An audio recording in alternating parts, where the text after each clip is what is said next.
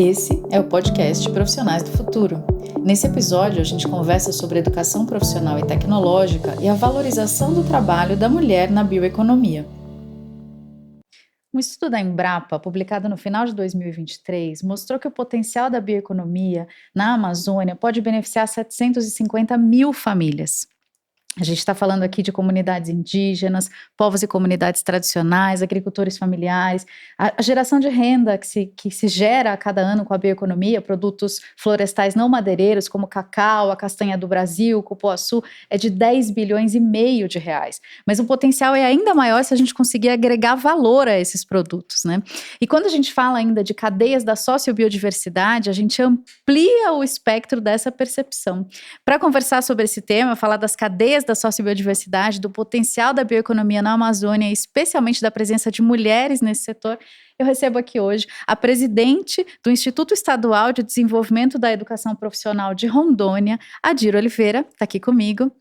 Recebo também a coordenadora geral da Coordenação de Políticas Educacionais Indígenas do MEC, Pierlângela Cunha, que participa com a gente online. Então, bem-vindas vocês duas aqui, é um prazer receber vocês. Esse assunto é muito bom, né? Maravilhoso. É uma alegria poder, Fabiana, estar aqui compondo, né, esse time de mulheres preocupado com a temática tão importante para a nossa região, onde o mundo inteiro fala de nós e nós precisamos estar inseridos nesse contexto, participando e dando as orientações que a sociedade precisa para esse crescimento, conforme essa estatística que você nos apresenta aí agora. Importantes os números, né? Muitíssimo. Importantes os números.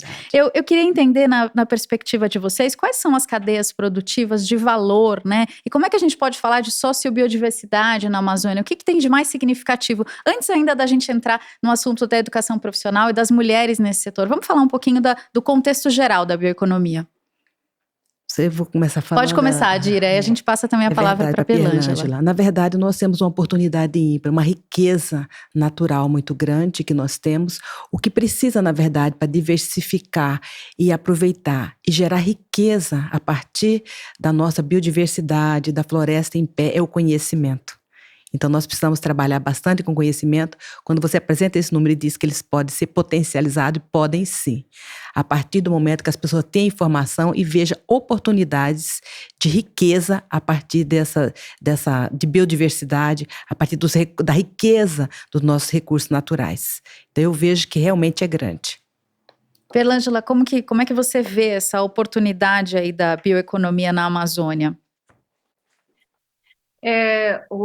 Os povos tradicionais da Amazônia, eles já têm um conhecimento dessa biodiversidade, né, secular, e a importância de você trabalhar com isso numa perspectiva, principalmente agora, quando a gente está falando em mudanças climáticas, a questão ambiental, com todas as situações que estão passando, discutir, né, bioeconomia na Amazônia é importantíssimo, principalmente para essas comunidades tradicionais, para os povos indígenas, porque a gente tem toda uma cadeia produtiva, né, e também envolve a questão da coleta, né, e de aumento de produção, mas também tudo com muita responsabilidade, né, então, que a Adi fala, né, esses conhecimentos, eles precisam se juntar, né, os conhecimentos tradicionais aos conhecimentos técnicos para essa valorização maior, né,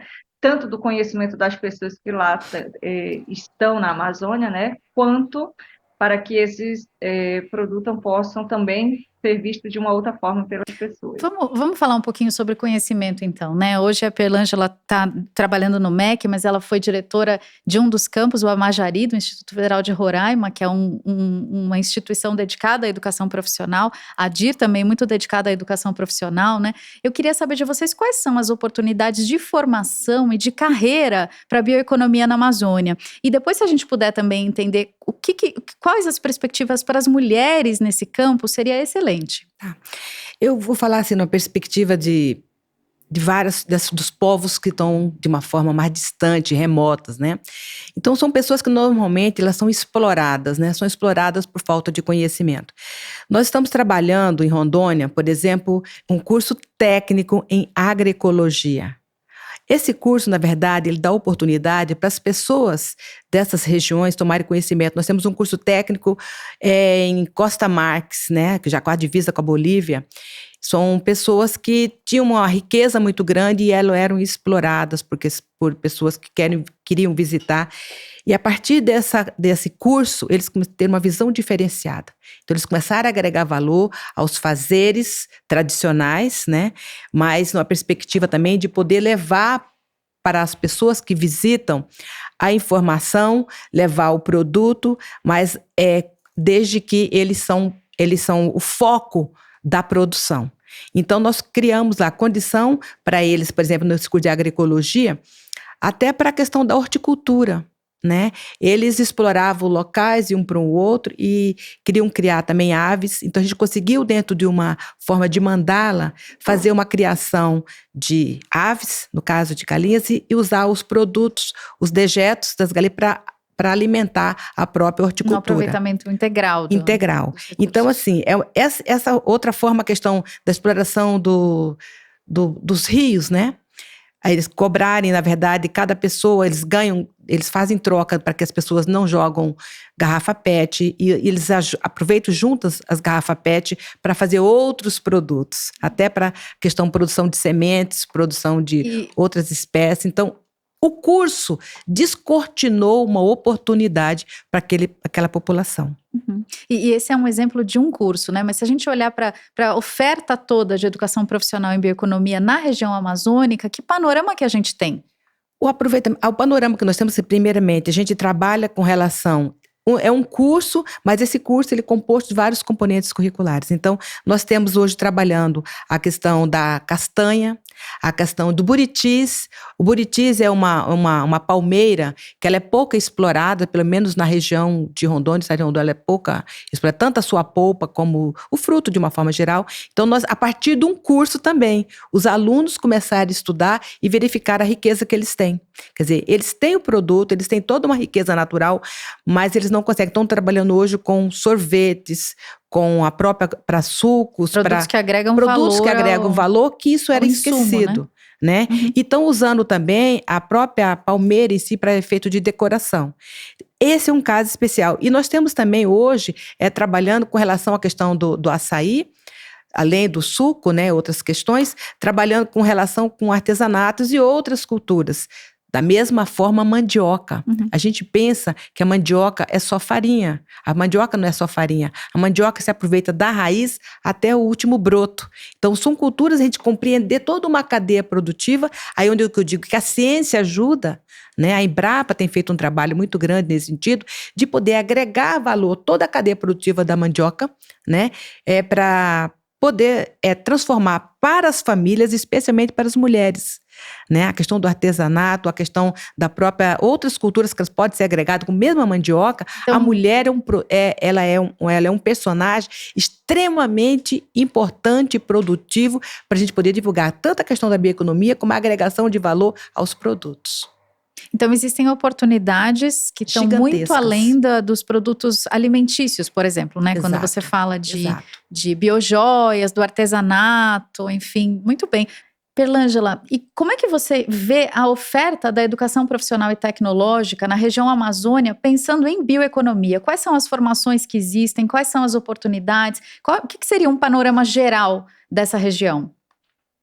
Olha, na Amazônia, através dos institutos federais, que é a rede onde eu estive, né, até há pouco tempo e é onde nós atuamos, a bioeconomia ela vem principalmente sendo discutida a partir da demanda das comunidades tradicionais. E essas demandas, elas vêm a partir da discussão de se manter, né, as preocupações com as questões climáticas, claro, e eu sempre coloco isso porque os povos indígenas, principalmente, estão preocupados em manter as sementes tradicionais, essas sementes que são dos povos, para quê? Para que possam continuar tendo, claro, o buriti continuar tendo todas as espécies tradicionais de consumo daquela região e da população, para que também possa fazer esse aproveitamento, fazer os produtos e desenvolver novos produtos, né? E a gente tem trabalhado, como a Adi falou aí, em outros produtos. Por exemplo, a gente trabalha com a piscicultura, e dentro desse panorama de piscicultura, a gente vê região amazônica tem diversas espécies, né?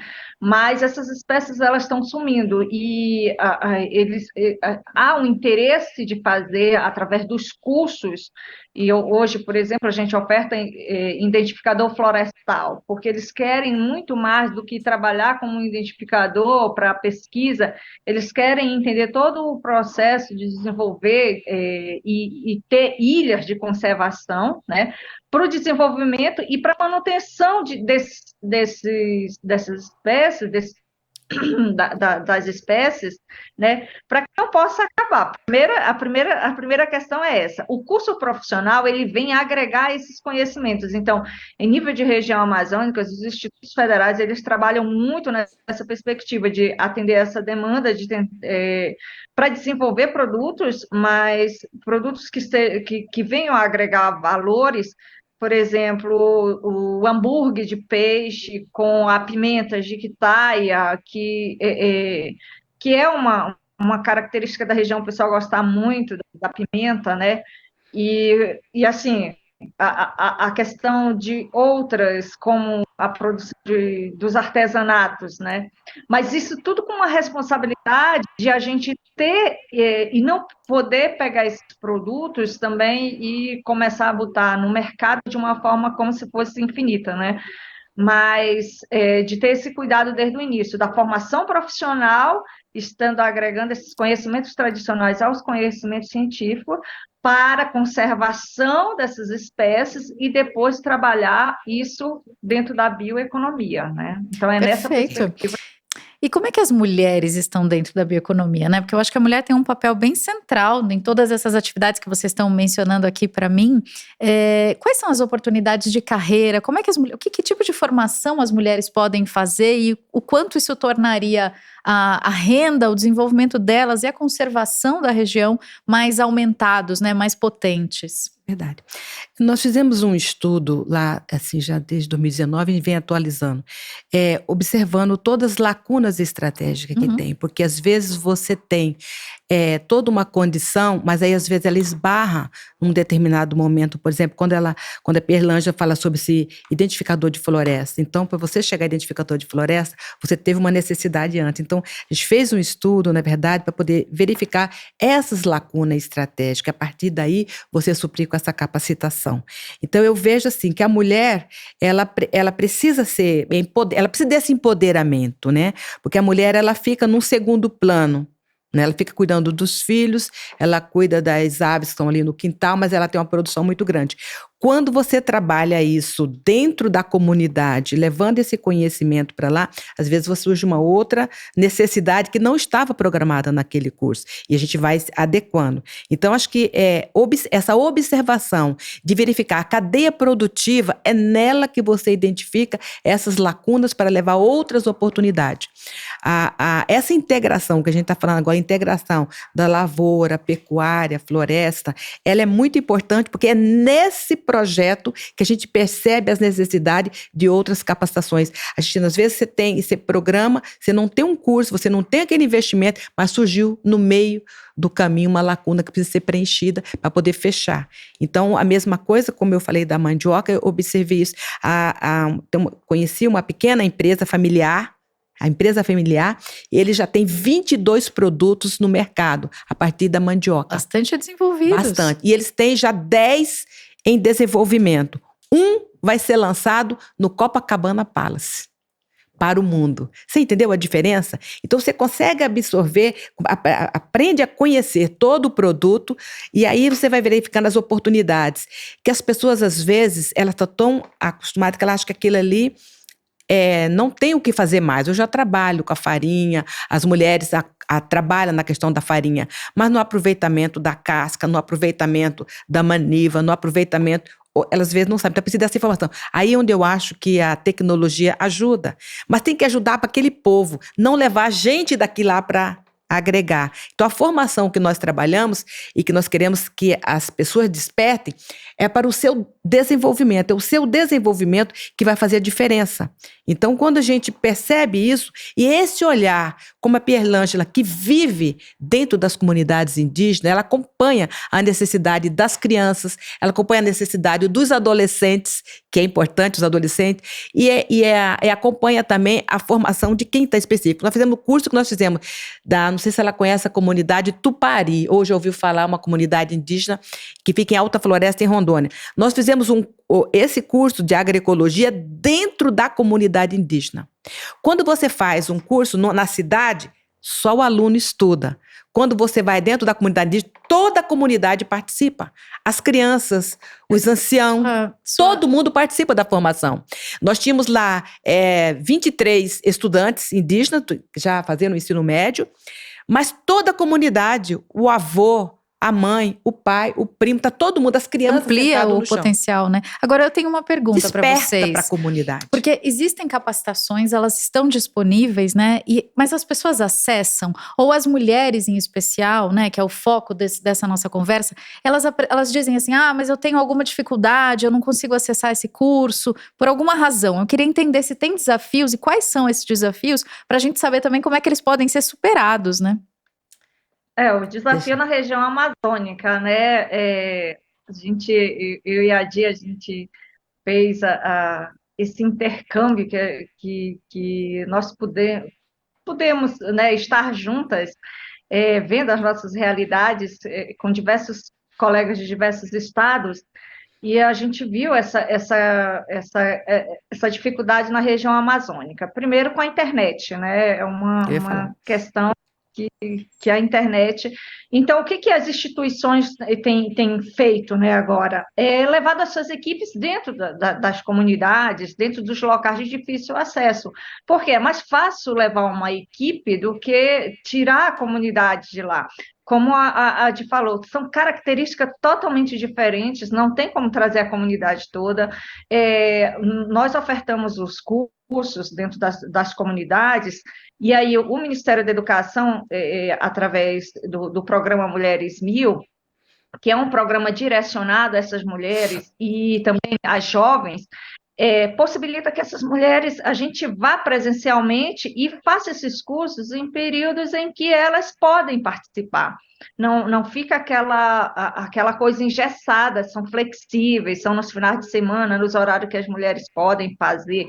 Então, por quê? Porque as mulheres, ela têm toda essa peculiaridade de que a gente sempre fala, nós formamos as mulheres e os filhos, porque eles estão presentes também nesse momento, né? E nós fizemos, por exemplo, um curso agora de biojoia, né? Vocês estão vendo eu usar um colar aqui, e as mulheres, elas têm investido muito nessa perspectiva, né, de trabalhar, e do empreendedorismo social, porque é uma coisa também que a gente tem colocado, né? Porque quando a gente fala de toda essa cadeia, pensar da demanda à oferta, e também o que dentro da bioeconomia, desses produtos que vão ser transformados, que vão ser produzidos, o que isso, como é que essa mulher lá do interior, lá da comunidade, ela vai fazer para que ela possa ter essa renda extra, que possa ser uma renda extra para ela, que ela produza isso dentro de casa, que esse contato com a comunidade, quem participa. Então, são muitas variáveis. As demandas, né? Eu acho que eu tenho a impressão que as demandas, especialmente na agricultura familiar, nos empreendimentos da agricultura familiar, elas estão muito além de capacitações, porque a gente precisa falar de novas técnicas, de uma percepção diferente, né? Até a perspectiva de negócio, quando você menciona o empreendedorismo e tal. O que se pode fazer para ampliar a oferta, né? O que seria prioritário hoje na visão de vocês para que a gente consiga ter mais mulheres atuando na bioeconomia a partir de formações na área? Tem prioridades de formação para a Amazônia? A prioridade hoje, acho que foi colocada, a oportunidades são os programas, né? Que às vezes o governo hoje está trabalhando muito a questão da formação técnica, né? Acabamos de ser a semana passada, mudança aí no novo ensino médio, a gente consegue já observar uma preocupação com a técnica, não mais só para ir para o nível superior. Porque essa produção, para trabalhar na questão da bioeconomia, ela está numa fase intermediária, né? Eu tenho os recursos naturais, eu preciso dar esse conhecimento, e aí a gente vai galgando outros espaços do conhecimento. Mas eu vejo que a formação técnica, ela é a base. Por exemplo, nós estamos trabalhando um curso agora lá na questão de cultural, dentro de um programa maior de biojoias, com uma pessoa que trabalha com comunidades indígenas.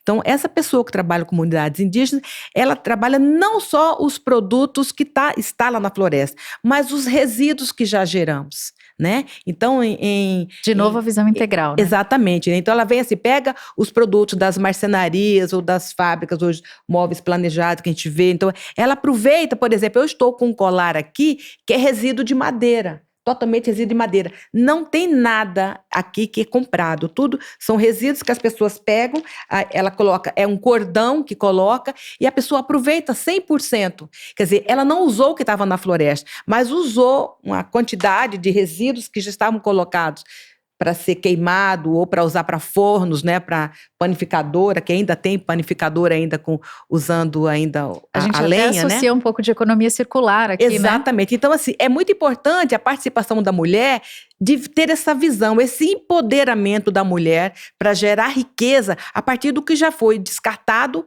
ou daquilo que ainda é resíduo que é do seu meio onde ela vive. Então, eu vejo a mulher como o que vai fazer o diferencial para que a gente possa avançar dentro da bioeconomia, que é um termo muito novo, né, muito recente, muito moderno, mas dentro da sustentabilidade como um todo. A sustentabilidade até da própria família, para que essa família não desagrega indo buscar oportunidades nos outros locais. Eu imagino que vocês conheçam muitas histórias de transformação, né? Você mencionou essa empresa que trabalha com mandioca e hoje tem 22 produtos e tal. Quais são histórias de transformação assim muito inspiradoras para as mulheres? Vocês pensam em alguém que a gente pode em que a gente pode se referenciar e falar, nossa, essa história aqui foi muito interessante porque ela fez uma formação específica e conseguiu um desenvolvimento que foi muito importante para a comunidade dela, para a família, enfim. Não sei se a Perlângela quer falar, mas de repente eu fico falando, deixa a Perlângela falar, depois eu só fecho, porque eu tenho uma ideia, uma informação. Tá ótimo.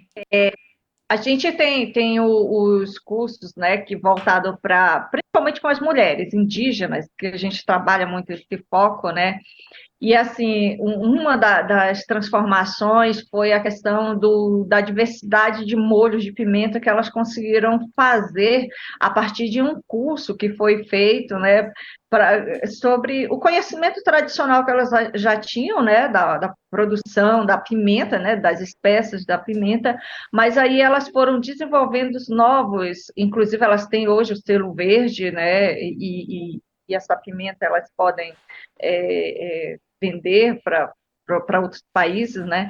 E isso foi a partir dessa formação, elas conseguiram agregar novas técnicas e desenvolver novos produtos, né, com a pimenta. Então, para mim, é uma Desculpa, Perlângela, pode falar. Experiência muito riquíssima, assim, que eu fico encantada, porque elas conseguiram, a partir daí, né, deslanchar e principalmente, como a gente está falando, essa questão das mulheres, né? Pensando nessas mulheres que têm filhos, que trabalham em casa, que tem todo... Então, o que está acontecendo agora? Está acontecendo um movimento que a juventude está vindo junto, as mulheres jovens estão vindo, as meninas, então elas estão vindo junto nesse processo. Por quê? Porque as mais velhas muitas vezes não têm a escolarização, mas as mais novas têm a escolarização, estão nas escolas, já estão fazendo vários cursos, então elas agregam o conhecimento da jovem com a mais velha, né? E isso tem trazido bons resultados. A gente vai falar, a gente tem um episódio aqui específico sobre juventudes, também vai ser muito interessante. Foi excelente ouvir vocês aqui nesse nosso encontro, né? Acho que foram muitos insights importantes, uma percepção assim sensível de como é que a gente pode fazer para superar os desafios e para promover a presença de mulheres nas formações da educação profissional e tecnológica, falando das famílias, né, na Amazônia, de maneira a gente conseguir ampliar as oportunidades da economia verde e da biodiversidade. Eu agradeço muito por essa conversa, sempre é gostoso, a gente sempre tem vontade de continuar, né, mas foi excelente ter recebido vocês aqui, muito obrigada pela colaboração das duas. Obrigada, gente. Eu fico assim feliz esse trabalho aqui do empoderamento da mulher. Eu vejo assim da minha experiência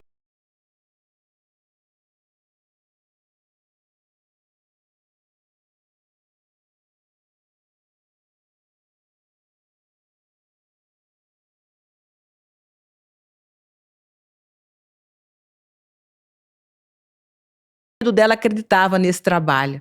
Onde você viu isso aí ficar batendo cabeça com esse negócio a noite inteira, mas para chegar no resultado. Então, eu vejo assim que quando você dá oportunidade, o céu é o limite para as pessoas, né? Eu aproveito, eu quero também deixar esse meu colar aqui, feito por uma grande mulher, uma artesã que mudou a sua vida, e a partir disso aqui, olha, apresentar para a nossa apresentadora aqui, são resíduos de madeira, que antes era um resíduo de madeira. Eu quero entregar aqui para a Fabiane obrigada, uma oportunidade, que só são resíduos para você verificar como que a mulher ela consegue transformar esse momento dela, né? Como ela tem esse colar belíssimo também, que eu conheci, cada dia ela estava com um diferente num evento que participamos juntas, essas oportunidades. Então, obrigada, a mulher, Di, ela só precisa de um impulso e de uma oportunidade para ela poder crescer e transforma a vida dela. Eu sempre digo que o crescimento é de dentro para fora, né? É de dentro para fora. Quando ela muda dentro, ela muda a sua família, muda toda uma comunidade, transforma o mundo.